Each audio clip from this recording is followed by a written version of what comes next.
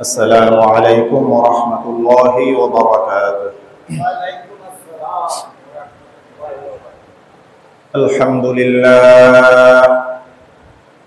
الحمد لله نحمده ونستعينه ونستغفره ونعوذ بالله من شرور أنفسنا ومن سيئات أعمالنا من يهده الله فلا مضل له ومن يضلله فلا هادي له وأشهد أن لا إله إلا الله وحده لا شريك له ونشهد أن سيدنا ومولانا محمدا عبده ورسوله صلى الله عليه وعلى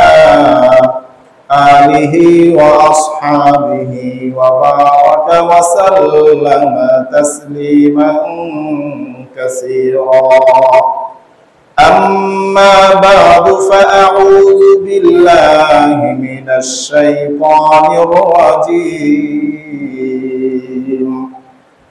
بسم الله الرحمن الرحيم. وجاوزنا ببني إسرائيل البحر فأتبعهم فرعون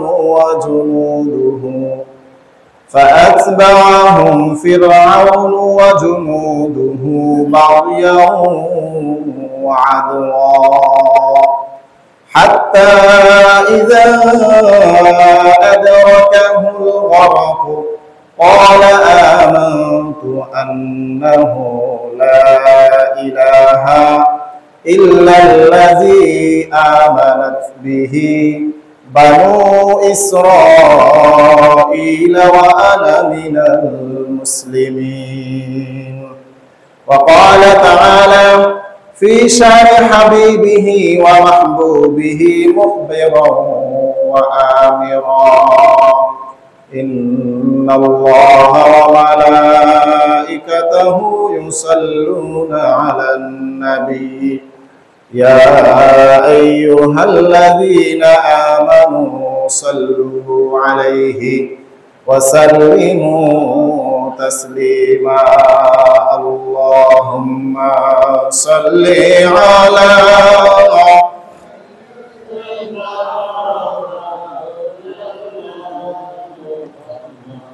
وعلى آل سيدنا اللهم صل على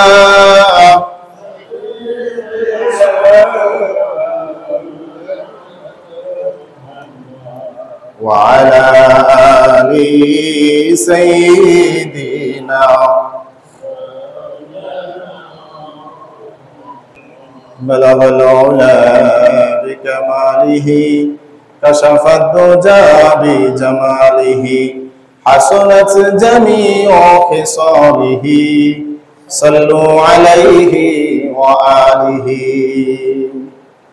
আলহামদুলিল্লাহ, মহান রব্বুল আলামিনের দরবারে লাখো কোটি শুকর ও সুজুদ যে মহান রব্বুল আলামিন আপনাকে আমাকে বিগত এক সপ্তাহ পর পবিত্র জুমার দিন জুমার নামাজ আদায় করার জন্য আল্লাহ তাআলার ঘরে আমাদের সকলকে সবার আগে আসার বসার তৌফিক দান করেছেন।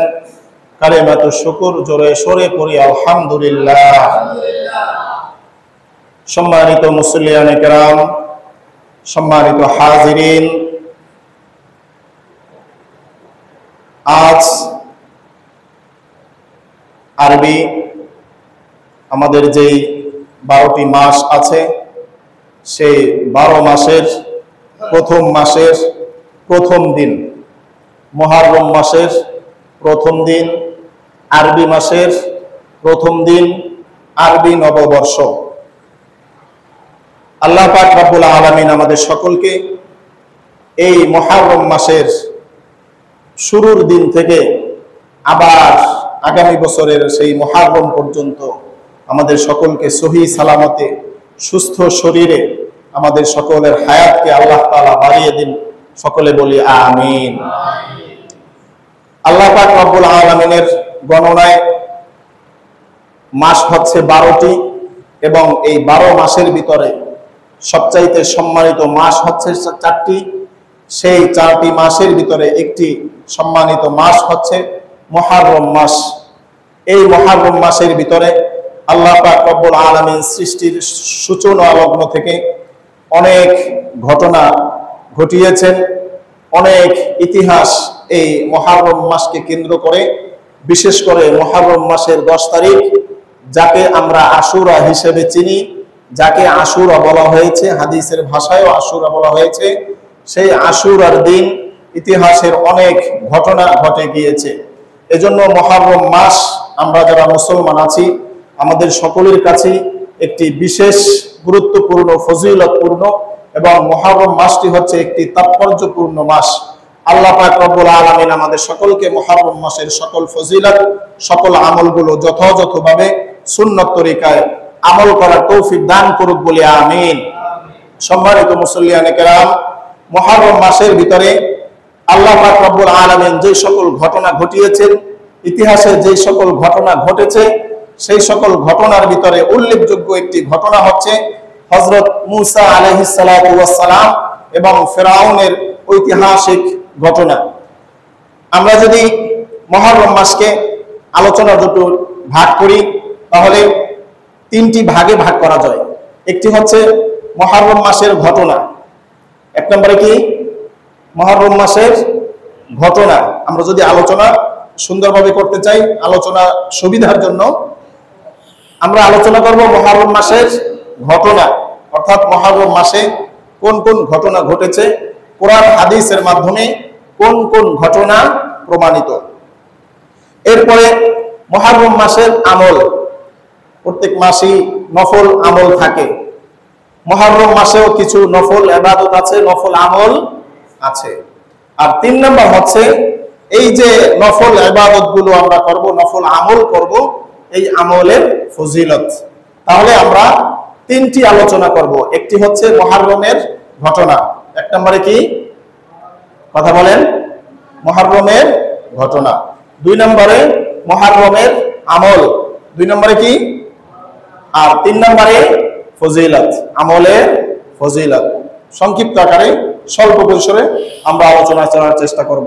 আল্লাহ পাক রব্বুল আলামিন আমাদের সকলকে আমলের নিয়তে বলার, শোনার তৌফিক দান করুক বলি আমিন।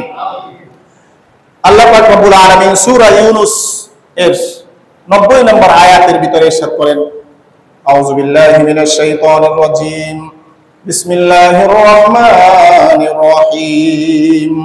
وجاوزنا ببني إسرائيل البحر فأتبعهم فرعون وجنوده بغيا وعدوا حتى إذا أدركه الغرق قال آمنت أنه لا إله إلا الذي آمنت به بنو إسرائيل وأنا من المسلمين। আল্লাহ পাক রব্বুল আলামিন বলছেন, ওয়াজাওয়াজনা বিবানি ইসরাঈল আল বাহরা, যে আমি বনি ইসরাইলকে সমুদ্র পার করে দিলাম। আমরা এটা সবাই জানি কি জানি না? হযরত মূসা আলাইহিস সালাতু ওয়াস সালামকে সমুদ্র পার করে দিয়েছিলেন আল্লাহ পাক রব্বুল আলামিন কুদরতি ভাবে। এটা আমরা জানি কি জানি না? এটা কোথা থেকে জেনেছি? এটা কোরআন থেকে জেনেছি। কোথা থেকে জেনেছি? এই যে বিবানি ইসরাঈল আল বাহরা, আমি আল্লাহ পাক রব্বুল আলামিন বলছেন যে আমি বনি ইসরাইলকে, বনি ইসরাইলের যারা ছিল তাদেরকে সমুদ্র পার করে দিয়েছি। ফাতবাহুম ফিরআউন ওয়া জুনুদুহু বাগিয়া ওয়া আদওয়া, যখন ফিরআউন এবং তার সৈন্যবাহিনী হিংসার বশবর্তী হয়ে শত্রুতা করার জন্য তাদের পিছু ধাওয়া করেছিল। ফিরআউন হযরত মূসা আলাইহিস সালামকে দৌড়ানি দিয়েছিল কি দেয় না? কথা বলেন, দৌড়ানি দিয়েছিল কিনা? এটাই আল্লাহ পাক রব্বুল আলামিন এখানে বলছেন, হাত্তা ইযা আদরাকাহুল গরাক। এই যে দৌড়ানি দিয়েছে, শেষ পর্যন্ত মুসা আলাইহিস সালাম যখন সেই সমুদ্রের কিনারে গিয়ে পৌঁছলেন, তখন ফিরআউনও সেখানে গিয়ে কি হলো? উপস্থিত হলো। হাত্তা ইযা আদরাকাহুল গরাক, অবশেষে আমি তাকে কি করলাম? সমুদ্রের ভিতরে নিমজ্জিত করে দিলাম। ক্বালা আমানতু, যখন সে নিমজ্জিত হচ্ছিল তখন দেখেছে যে অবস্থা ভালো না। অবস্থা কি না? অবস্থা নাজুক, পরিস্থিতি ভালো না। ক্বালা আমানতু আন্নাহু লা ইলাহা ইল্লাল্লাযী আমানাত বিহি বানু ইসরাঈল, যখন সে দেখেছে যে আমার আজকে আর কোনো রেহাই নাই, আজকে আর কোনো কি নাই, রক্ষা, তখন সে বলেছে আমি বিশ্বাস করলাম বনি ইসরাইল যেই খোদাকে বিশ্বাস করে, যেই ইলাহকে বিশ্বাস করে, আমিও সেই ইলাহের উপরে কি করলাম? বিশ্বাস আনলাম। লা ইলাহা ইল্লাল্লাযী আমানাত বিহি, সেই ইলাহ ছাড়া আর কোনো ইলাহ নেই। আমানাত বিহি বানু ইসরাঈল ওয়া আনা মিনাল মুসলিমিন, এবং সে বলছে আমি যারা আত্মসমর্পণকারী আছে তাদের অন্তর্ভুক্ত হয়ে গেলাম। অর্থাৎ যখন দেখেছে যে বাঁচার কোনো পথ আজকে খোলা নাই, তখন সে কি বলছে? যে আমি ঈমান আনলাম ওই খোদার উপর, যে খোদার উপরে হযরত মূসা আলাইহিস সালামের কওম ঈমান এনেছে। অর্থাৎ আল্লাহ তাআলার উপরে আমি ঈমান আনলাম এবং আমি কি হয়ে গেলাম? মুসলমান। ঘটনাটা এইরকম ঘটেছে, যখন দেশের ভিতরে কোনো নির্বাচন হয়, মনে করেন একটা মার্কা হচ্ছে মোরগ, আর একটা মার্কা হচ্ছে কি, আর একটা কি মার্কা? ঘোড়া। এই যেই পার্টি মোরগ মার্কার সাপোর্ট করেছে, যেই দল, যেই লোক, যখন দেখছে যে নির্বাচন শেষ হওয়ার পরে 5টার পরে ঘোষণা হয়েছে যে ঘোড়া মার্কা জিতে গেছে, এখন মোরগ মার্কার কিছু লোক থাকে যে এখন যদি ঘোড়া মার্কার সামনে পড়ি তাহলে তো ঘোড়ার পাড়া খাওয়া লাগবে। এরকম ঘটনা ঘটে কি ঘটে না? তখন এই মোরগ মার্কার কিছু লোক তারাও কি বলে? যে ঘোড়া। তারাও কি বলে? মিছিল যখন হয়, বিজয় মিছিল, সেই মোরগ মার্কার লোক আইসা কিসের মিছিল দেয়? ঘোড়ার মিছিল দেয়। কিসের মিছিল দেয়? আচ্ছা আপনারা বলেন, এই যে ঘোড়ার মিছিলে মোরগ মার্কার লোক আইসা মিছিল দিছে, এই মিছিলের কোনো দাম আছে? কারণ কি? সে সময় মতো ঘোড়া মার্কার সাপোর্ট করে। ফিরআউন বলতেছে ইল্লাল্লাযী আমানাত বিহি বানু ইসরাঈল ওয়া আনা মিনাল মুসলিমিন, আমি ওই খোদার উপর ঈমান আনলাম যে খোদার উপরে বনি ইসরাঈল ঈমান এনেছে এবং আমি মুসলমানদের অন্তর্ভুক্ত হয়ে গেলাম। এরপরে আল্লাহ পাক রব্বুল আলামিন বলছেন আল আনা ওয়া ক্বাদ আসাইতা ক্বাবলু ওয়া কুনতা মিনাল মুফসিদিন, যে না নচলাও, এখন আর তোমার ঈমান আনায় কোনো কাজ হবে। তুমি তো ইতিপূর্বে কি ছিলে? জমিনের ভিতরে ফাসাদকারী ছিলে। তুমি যদি এখন ঈমান আনো, সেই ঈমানের আমার কোনো দরকার নাই। আমরা সেই আলোচনা করব না, আমরা মোটামুটি আলোচনা করব যে হযরত মূসা আলাইহিস সালাম এবং ফিরআউনের মাঝে ঘটনাটা আসলে কি ঘটেছিল। কোরআনুল কারীমে আল্লাহ পাক রব্বুল আলামিন যত নবী রাসূলদের ঘটনা আলোচনা করেছেন, তার ভিতরে সবচাইতে বেশি আলোচনা করেছেন হযরত মূসা আলাইহিস সালামের ঘটনা সম্পর্কে। আল্লাহ পাক রব্বুল আলামিন পবিত্র কোরআনুল কারীমের বিভিন্ন আয়াতে হযরত মূসা আলাইহিস সালাম এবং ফিরআউনের ঘটনাগুলো বিক্ষিপ্তভাবে বিভিন্ন জায়গায় অবস্থার পরিপ্রেক্ষিতে আলোচনা করেছেন। হযরত মূসা আলাইহিস সালাম যখন ফিরআউনকে দাওয়াত দিতে থাকলেন, তার কওমকে দাওয়াত দিলেন, সর্বশেষ যখন দেখলেন যে ফিরআউন এখন আর ঈমান আনার সম্ভাবনা নাই, ফিরআউন যে অত্যাচার, নিপীড়ন, নিষ্পেষণ চালাচ্ছে মূসা আলাইহিস সালামের উপরে, যারা ঈমান এনেছে তাদের উপরে, এখন তাদের দেশে টিকে থাকা মুশকিল। এরকম একটা পরিস্থিতি আমাদের দেশেও ছিল কি ছিল না? কথা বলেন, ছিল কি ছিল না? ছিল। বিভিন্ন দেশে এরকম এখনো আছে, বিগত দিনেও ছিল। জালেমদের জুলুম এটা চিরস্থায়ী হয় না, আর জালেমদের শেষ পরিণতি অত্যন্ত শোচনীয় এবং কঠোর হয়ে থাকে। কথা বলেন ঠিক কিনা? মূসা আলাইহিস সালামের কওম, যাদেরকে আমরা বনি ইসরাইল হিসাবে চিনি, পবিত্র কোরআনুল কারীমে আল্লাহ রাব্বুল আলামিন তাদেরকে বনি ইসরাইল হিসাবে ঘোষণা করেছেন। সেই বনি ইসরাইলের শিশু ছাড়া, যারা বাচ্চা, দুধের বাচ্চা, কোলের বাচ্চা, তাদেরকে ছাড়া হযরত মূসা আলাইহিস সালাতু ওয়াস সালামের সৈন্য বাহিনীর ভিতরে 12 লক্ষ সেনাবাহিনী ছিল। কত লক্ষ? জোরে বলেন, কত লক্ষ? মূসা আলাইহিস সালাতু ওয়াস সালামের সৈন্য কতজন? 12 লক্ষ মুসলমান, শিশু বাচ্চা ছাড়া এই 12 লক্ষ মুসলমান সর্বশেষ যখন দেখলো যে ফেরাউনের অত্যাচারে এখন এই মিশরের ভিতরে টিকে থাকা কষ্ট দায়, এখানে বেঁচে থাকার কোনো পথ নাই, কোনো সুযোগ নাই, তখন হযরত মূসা আলাইহিস সালাতু ওয়াস সালাম আল্লাহ পাক রব্বুল আলামিনের অর্ডারে সে হিজরতের জন্য সেই সামনে পথ চলতে শুরু করলেন। পথ চলতে চলতে চলতে যখন দেখলো যে সামনে নদী চলে এসেছে, এখন সামনে তো আর কোনো পথ নাই, সামনে যদি চলে যায় তাহলে নদীতে ডুবতে হবে, আর যদি পিছনে ব্যাক করে চলে আসে তাহলে কাদের হাতে মার খেতে হবে? ফিরআউনের হাতে। আর ওদিক থেকে ফিরআউন তো ক্ষেপে আছে, এক তো ফিরআউনের উপরে মূসা আলাইহিস সালাতু ওয়াস সালাম ঈমান আনে নাই, আর দুই নাম্বার হযরত মূসা আলাইহিস সালাতু ওয়াস সালামের যে কওম ছিল বনি ইসরাইল, তারা ফিরআউনের গোত্রের যে লোক ছিল তাদের কাছ থেকে কিছু দেনা করেছিল। কি করেছিল? হাওলাত, সোনা গয়না। এখন তো আমাদের টাকা পয়সা, আর আগের দিনের কি ছিল? সোনা গয়না, এগুলাই ছিল, স্বর্ণ রূপা। এই কিছু স্বর্ণ সোনা গয়না এগুলো বনি ইসরাইলের যারা ছিল তারা হাওলাত করেছিল, দেনা করেছিল। কাদের কাছ থেকে? ফিরআউনের গোত্রে যারা ছিল তাদের কাছ থেকে। এখন যেহেতু দেখেছে যে মূসা তো এমনি আমার শত্রু, আবার আমার কম থেকে স্বর্ণ গয়না যা ছিল সব নিয়ে কি করতেছে? কারণ এই স্বর্ণ গয়না যেগুলো হাওলাত করছে, এই হাওলাত পরিশোধ করার সুযোগ বনি ইসরাইল তখন আর পায় নাই, যে এইটা যদি আমি পরিশোধ করতে যাই সময় লাগবে, এই সময় পর্যন্ত যদি এখানে আমি থাকি হয়তো আমাদের জান এখানে আর থাকবে না। এজন্য বনি ইসরাইল হযরত মূসা আলাইহিস সালাতু ওয়াস সালামের সাথে সেই ফিরআউনের কওমের যেই স্বর্ণ গয়নাগুলো হাওলাত করেছিল, দেনা করেছিল, কর্জ করেছিল, সেই সম্পদগুলো নিয়েই তারা কি করেছে? মূসা আলাইহিস সালাতু ওয়াস সালামের সাথে হিজরত করে চলে গিয়েছে। ফিরআউন এইভাবে ক্ষিপ্ত হয়ে তাদের পিছনে কি করলো? রওনা করছে। এখন যাইতে যাইতে যাইতে যখন মূসা আলাইহিস সালাতু ওয়াস সালাম সামনে দাঁড়ায় দেখে যে সামনে তো নদী, পিছনে কে? ফিরআউন। এখন মূসা আলাইহিস সালাতু ওয়াস সালামের কওম ডাক দিয়ে বলতেছেন, ফালাম্মা তারা আল জামাআনি, যখন তারা দেখলো এই দলকে, কথা কি বুঝতে পেরেছেন? মূসা আলাইহিস সালাতু ওয়াস সালাম ফিরআউনকে দেখছে, আর ফিরআউনও কাদেরকে দেখতেছে? অবস্থাটা কেমন? সন্তান পড়তে বসে নাই, জুয়া খেলেছে, গেমস খেলেছে, কারো বাড়িতে অন্যায়ভাবে কোনো শয়তানি করে এসেছে, এখন বাবাই শয়তানকে দৌড়াচ্ছে, সন্তানকে দৌড়াদৌড়ি করছে ধরার জন্য। হঠাৎ করে খেরের পালার পিছনে যাইয়া সন্তান পলাইছে, বাবাও খুঁজতে খুঁজতে যায় সেখানে পাইয়ে গেছে। সামনাসামনি অবস্থা কিনা? কথা বলেন, সন্তান বাবা এখন কি অবস্থাটা কেমন? এখন বাবা এখন পর্যন্ত সন্তানকে কি করে নাই? থাবা দিয়ে ধরে নাই, কিন্তু 1-1.5 হাত 2 হাত কি আছে?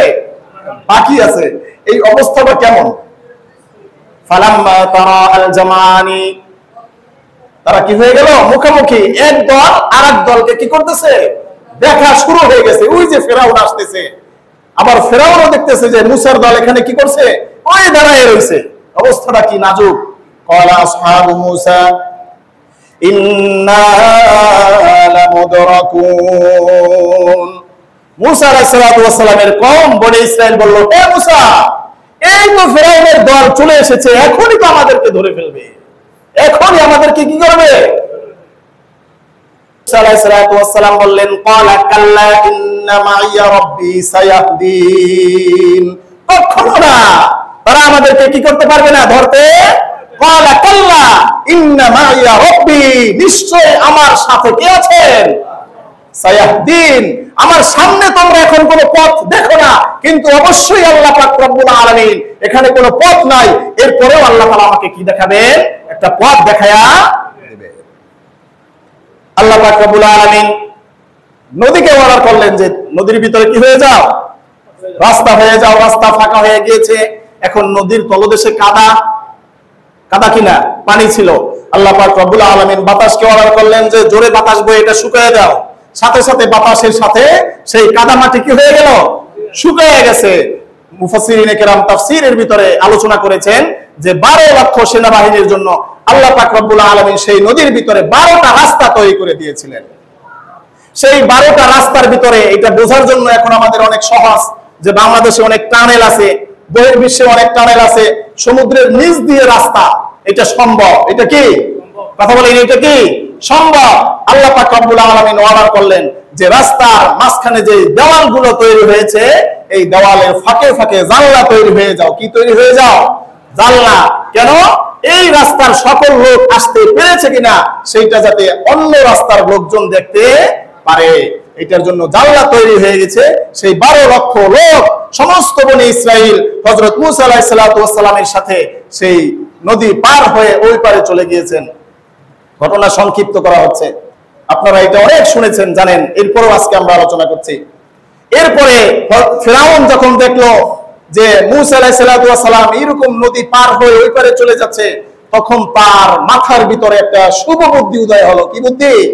যে যেই মূসা এত বড় নদী পার হয়ে ওই পারে চলে যেতে পারে, সেই মূসার খোদার শক্তি না জানি কত, আমি সুতরাং মূসার পিছনে ধাওয়া না করে চলে যাই। এই বুদ্ধিটা ফিরাউনের কি এসেছিল? ফিরাউনের কি এসেছিল যে আমি নামবো না। ফিরাউন সমুদ্রের ভিতরে নামতে রাজি ছিল না। তার ঘোড়ার লাগাম সে টেনে ধরেছিল যে ঘোড়াকে আমি এই পানির ভিতরে নামাইলে আমি এখান থেকে আর উঠতে পারবো না, কারণ এই শক্তি আমার শক্তিতে কাজ হবে না, এই শক্তির হাত আসমানের ভিতরে। ফিরাউন যখন চিন্তা করলো আমি আর কি করব না, নামবো না, কারণ ফিরাউনের সময় শেষ। সময় কি? এখন যদি তুমি নামতে নাও চাও, এরপরও আল্লাহ পাক রব্বুল আলামিন তোমাকে জোর করে এখানে নামাবেন। হযরত জিবরাইল আলাইহিস সালাতু ওয়াস সালাম আসমান থেকে ঘোড়া নিয়ে চলে এসেছেন। কি নিয়ে? জিবরাইলের ঘোড়া হচ্ছে বেটা ঘোড়া। বেটা ঘোড়া চলতেছে। এখন ফিরাউনের যেই ঘোড়াটা, এটা হচ্ছে বেটি ঘোড়া। এখন এই দুই লিঙ্গে যদি একসাথে হয়, দৌড়াদৌড়ি হয় কিনা? বেটায় যদি বেটি ঘোড়া দেখে অথবা বেটি ঘোড়ায় বেটা ঘোড়ি দেখে, একটু পিছে দৌড়াদৌড়ি করে কিনা? হযরত জিবরাইল আলাইহিস সালাতু ওয়াস সালাম তার ঘোড়া নিয়ে নামার সাথে সাথে ফিরাউনের ঘোড়ায় লাফ দিয়ে পড়ছে। ফিরাউন যে টেনে ধরেছে তার লাগাম আর কোনো কাজ করে। ফিরাউন সেই হযরত জিবরাইল আলাইহিস সালাতু ওয়াস সালামের ঘোড়ার পিছে ফিরাউনের ঘোড়া চলছে। এখন পিছনে যারা আছে তারা তো এতক্ষণ দাঁড়ানো ছিল, এখন ফিরাউন ডাক দিয়ে বলছে, চিন্তা করছে আমি নেমে গেছি, আমার লস্কর যদি ভয়ে না নামে তাহলে তো আমার একটা কি লজ্জা শরম। এজন্য সে বলেছে যে তোমরাও আসো, আমি নেমে গিয়েছি, মূসাকে আমরা এখনই গিয়ে ধরে নিয়ে আসবো, তোমরাও লাফ দিয়ে পড়ে যাও। সাথে সাথে তার যে সৈন্য সামন্ত ছিল তারাও কি করছে?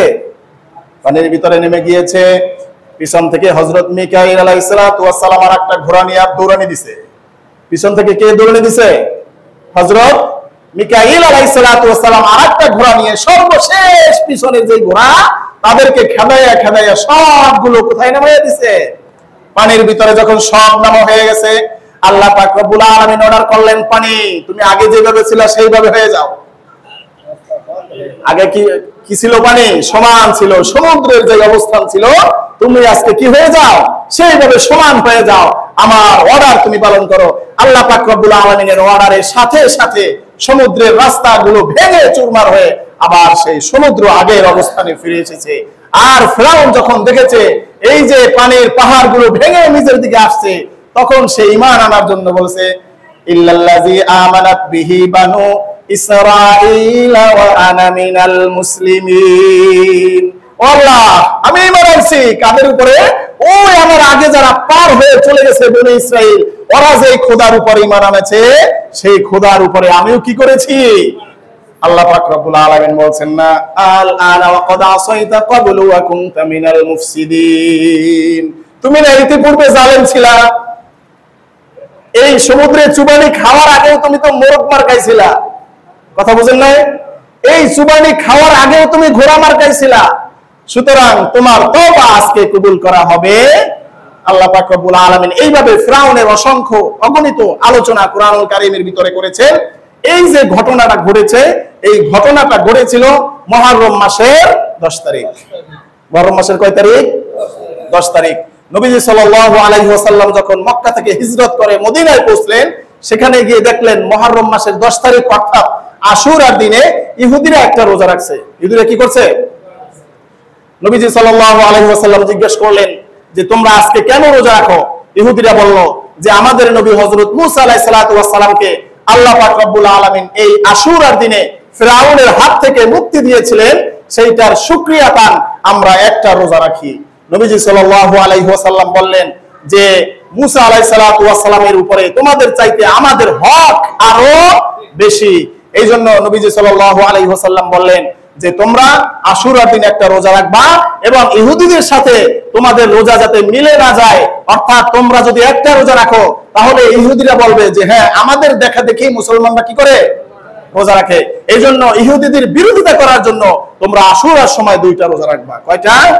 2টা। 9 তারিখ 10 তারিখ অথবা 10 তারিখ 11 তারিখ, যাতে 2টা রোজা হয়। একটা হবে সুন্নাত আর একটা হবে কি ইহুদিদের সাথে কি করা? বিরোধিতা করা। নবীজি সাল্লাল্লাহু আলাইহি ওয়াসাল্লাম আশুরার আমল সম্পর্কে হাদিস শরীফের ভিতরে বলেন সিয়ামু ইয়াউমি আশুরা আহতাসিবু আলাল্লাহি আন ইউকাফফিরা সানাতাল্লাতী ক্বাবলা। নবীজি সাল্লাল্লাহু আলাইহি ওয়াসাল্লাম বলেন যে কোন ব্যক্তি যদি আশুরার দিন রোজা রাখে, আমি আশা রাখি আল্লাহ পাক রব্বুল আলামিন তার সেই রোজার ওসিলায়, রোজার ফজিলতের কারণে তার পিছনের 1 বছরের গুনাহ আল্লাহ তাআলা maaf করে দিবেন। আইয়ু কাফিরা সানাতাল্লাতী ক্বাবলা, পিছনের 1 বছরের গুনাহ আল্লাহ পাক রব্বুল আলামিন maaf করে দিবেন আশুরার রোজা যদি আমরা রাখি।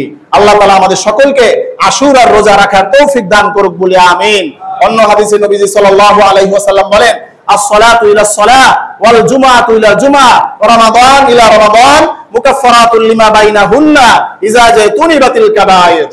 এক নামাজ থেকে অন্য নামাজ, এক নামাজ থেকে কি এক জুমা থেকে অন্য জুমা, এক রমজান থেকে অন্য রমজান, এর মাঝখানে যত গুনাহ হয় আল্লাহ পাক রব্বুল আলামিন সেই সকল গুনাহ নামাজের উসিলায়, জুমার উসিলায়, রোজার উসিলায় maaf করে ইজা জাতুনিবাতিল কাবায়ের, যদি বান্দা কবিরা গুনাহ না করে থাকে। সুতরাং এই সকল ফজিলতের হাদিসের মাধ্যমে এটাই প্রমাণিত হয়, আপনি যদি রোজা রাখেন, আপনি যদি যাকাত দেন অর্থাৎ সদকা করেন, দান খয়রাত করেন, এরপরে বিভিন্ন নামাজ আদায় করেন, নফল ইবাদত করেন, এই নফল ইবাদতের মাধ্যমে শুধুমাত্র সগীরা গুনাহ maaf করা হয়। কোন গুনাহ?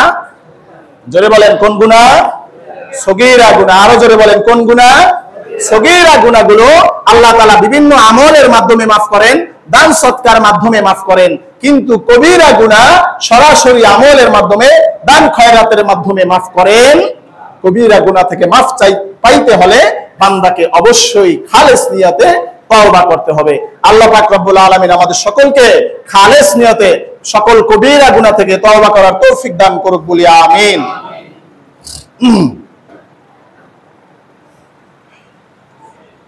সম্মানিত হাজিরিন, মুহররম মাস যখন আসে, বিশেষ করে আশুরা, সেই দিন আমাদের দেশে, দেশের বাহিরে অনেক জায়গায় অনেক কর্মকাণ্ড হতে আমরা দেখি।